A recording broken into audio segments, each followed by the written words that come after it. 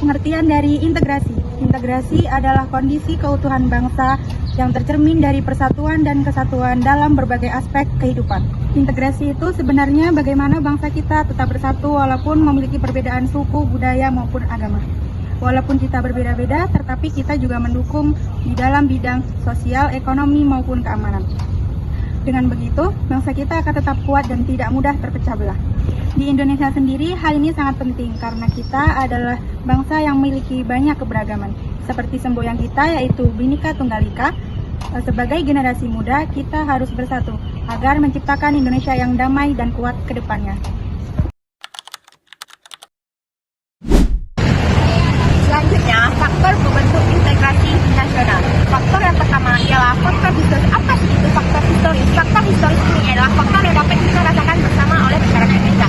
Salah satunya yaitu faktor historis Indonesia, yaitu Indonesia pernah dijajah oleh bangsa lain, sehingga dengan dijajah itu masyarakat Indonesia dapat membuat persatuan dan kesatuan. Faktor yang kedua ialah faktor ideologi. Faktor ideologi adalah faktor dasar pandangan hidup manusia.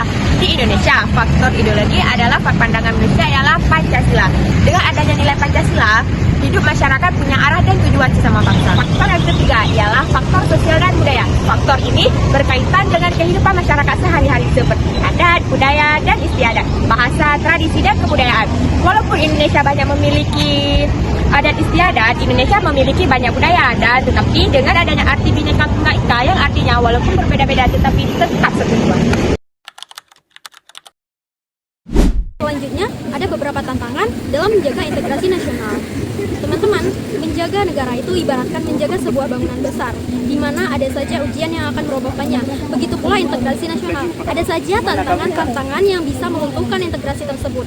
Tantangan yang pertama adalah separatisme dan radikalisme. Separatisme adalah gerakan yang ingin memisahkan diri dari NKRI karena merasa tidak puas dengan sistem pemerintahannya atau memiliki identitas yang berbeda. Selanjutnya, ada radikalisme. Radikalisme adalah paham yang ingin mengubah dasar-dasar ideologi Pancasila secara ekstrim. Mengapa hal ini menjadi salah satu tantangan dalam integrasi nasional? Karena kedua hal ini langsung menyerang jantung persatuan kita, yaitu kedaulatan dan wilayah ideologi Pancasila. Selanjutnya, ada perbedaan suku dan budaya. Teman-teman, beragaman adalah kekayaan. Tetapi jika rasa cinta kita kepada suku sendiri dilakukan secara berlebihan, hal ini bisa menyebabkan kita menganggap suku lainnya lebih rendah. Mengapa ini juga menjadi salah satu tantangan?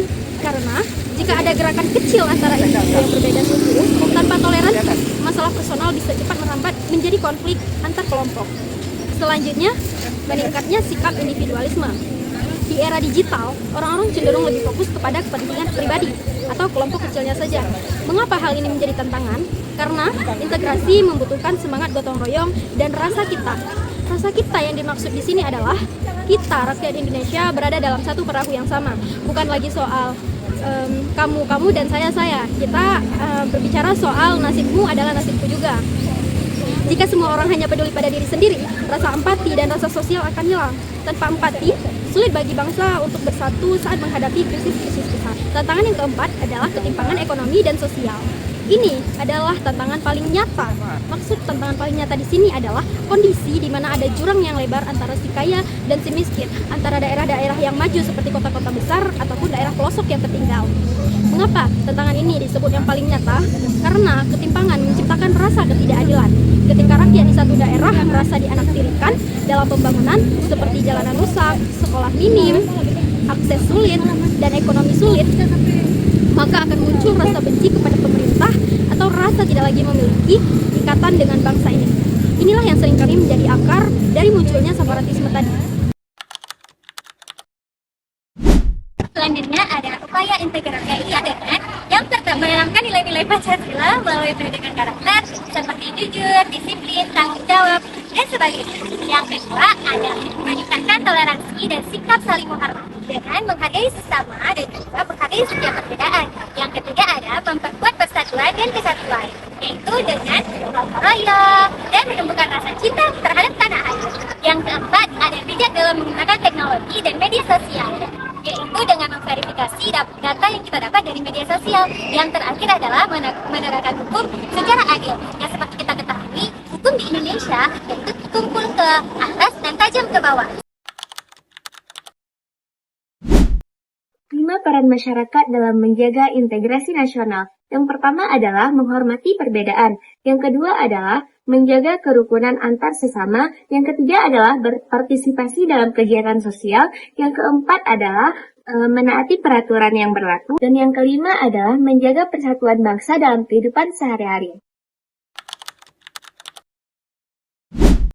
Lalu ada manfaat integrasi nasional loh. Yang pertama, terciptanya keamanan dan ketertiban masyarakat, seperti rukun sesama tetangga.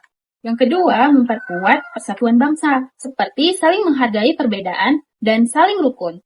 Yang ketiga, memperlancar pembangunan nasional. Yang keempat, menjaga keutuhan NKRI. Yang kelima, meningkatkan kesejahteraan nasional. Jadi kesimpulannya, integrasi sangat penting dalam persatuan Indonesia. Walaupun Indonesia memiliki banyak perbedaan seperti budaya, suku, dan agama, masyarakat Indonesia tetap harus saling menghargai dan menjaga rasa persatuan. Tantangan yang ada harus dihadapi oleh masyarakat dan pemerintah. Setiap orang memiliki peran penting dalam menjaga persatuan bangsa Indonesia. Dengan integritas yang kuat, Indonesia dapat berkembang lebih maju dan aman.